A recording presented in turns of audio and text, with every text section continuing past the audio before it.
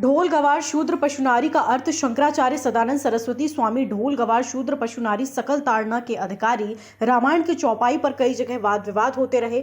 जगतगुरु श्री जगतगुरु शंकराचार्य स्वामी सदानंद सरस्वती जी महाराज द्वारा शारदा पीठाधीश्वर द्वारा रामायण की चौपाई को विस्तार खबर भारतवर्ष न्यूज पर बताया। 1.25 करोड़ शिवलिंग निर्माण के महारुद्र अभिषेक कार्यक्रम में पहुंचे जगतगुरु शंकराचार्य स्वामी सदानंद सरस्वती जी महाराज द्वारा शारदा पीठाधीश्वर हरगोविंद पुरविया द्वारा करनपुर में 1.25 करोड़ शिवलिंग निर्माण महारुद्राभिषेक कार्यक्रम आयोजित कराया जा रहा, जिसमें 10,000 से अधिक श्रद्धालु श्री शंकराचार्य के दर्शन करने पहुंचे। श्रद्धालुओं द्वारा हजारों की संख्या में रुद्री निर्माण भी किया गया।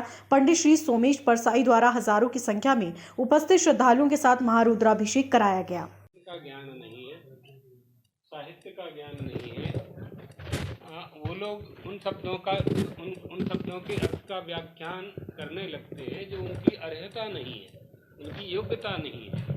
इसलिए रामायण जी में जो कुछ भी लिखा है उसका एक भी अंश परिवर्तन करने योग्य नहीं है, न परिवर्तन किया जा सकता, क्योंकि ये जो परमात्मा श्री राम का चरित्र है, इस चरित्र के ऊपर तुलसीदास जी महाराज ने जो कुछ लिखा है उसका बोलने वालों ने अध्ययन ही नहीं किया है। संदर्भ देखने पड़ते हैं, वाच्यार्थ देखना पड़ता है, लक्ष्यार्थ देखना पड़ता है। वाच्यार्थ क्या है, उसको बोलने का तात्पर्य क्या है, शब्दों का अर्थ क्या है, इन सबको जाने बिना और एक ही शब्द को पकड़ लिया, ताड़ना शब्द को पकड़ लिया। ताड़ना का अर्थ नियंत्रण करना होता है, देखना भी होता है और उनको सन्मार्ग पर चलाना भी होता है। कई अर्थ होते हैं ताड़ना के। देवी भागवत के 7वें स्कंध में के 19वें अध्याय में स्पष्ट लिखा हुआ है, लालने ताड़ने चैवो, और चाणक्य ने लिखा है 5 वर्षाणि लालयेत 10 वर्षाणि ताड़येत प्राप्ते तु 16 वर्षे पुत्रम मित्र वदाचरेत। चाणक्य ने लिखा है। तो वहाँ ताड़ना शब्द का उपयोग तो इन लोगों ने भी किया है। तो ताड़ना का अर्थ मारना लगा रहे हैं क्या, कि उनको मारना चाहिए? ऐसा अर्थ नहीं है इसका। मौर्य जी कहाँ के विद्वान हैं और उन्होंने कौन सी भाषा में कौन से ग्रंथ पढ़े हैं?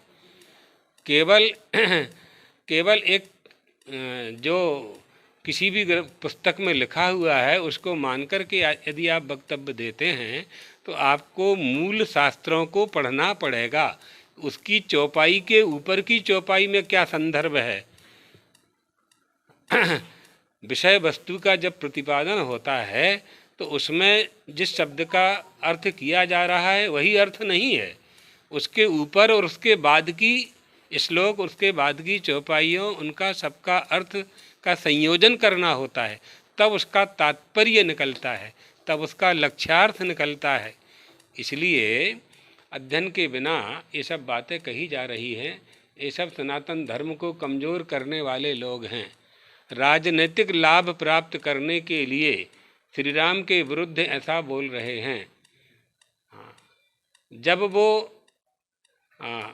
राम के भक्त थे, अयोध्या जाते थे, उस समय उनको श्री राम में और रामचरितमानस में कोई दोष नहीं दिखाई पड़ा। जिस समय सरकार में थे, मंत्री में थे, मलाई खा रहे थे, उस समय कोई दोष दिखाई नहीं पड़ा।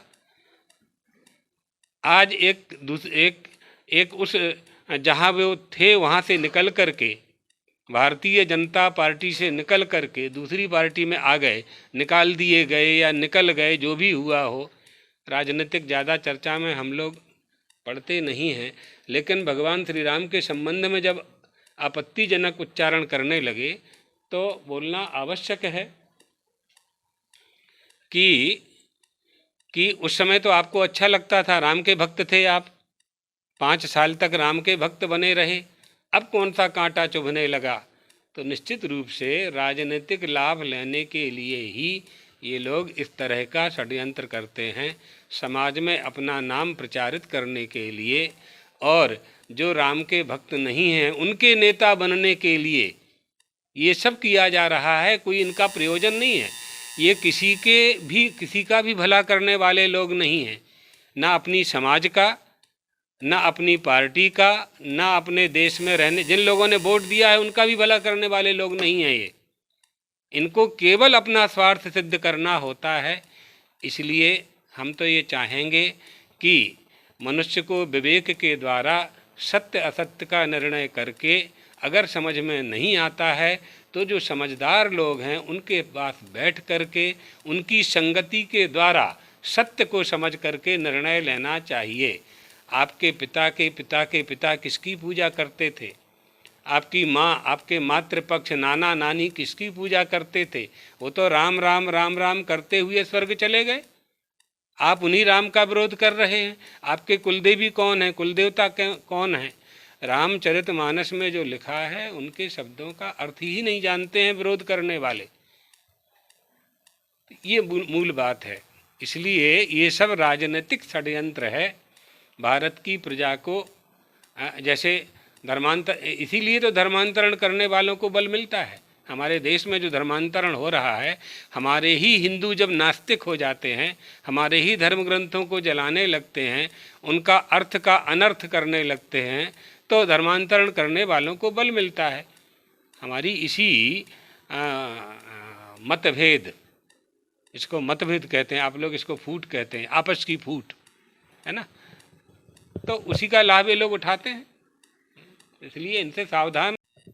तो आप देख रहे थे मेरे साथ परम सिद्धेश श्री जगत गुरु शंकराचार्य जी, जिन्होंने एक विषय हम देश में देख रहे थे जहां भगवान राम के नाम पर राजनीति हो रही थी, और देखा हमने कि कई जगह रामायण को भी फाड़ दिया गया, जिस पर स्पष्ट रूप से उन्होंने एक जो चौपाई जिसको लेकर चर्चा की जा रही है कि ढोल गवार शूद्र पशु नारी, उसको विस्तार से उन्होंने बताया कि क्या सत्य है और क्या इसका अर्थ निकाला जाता है।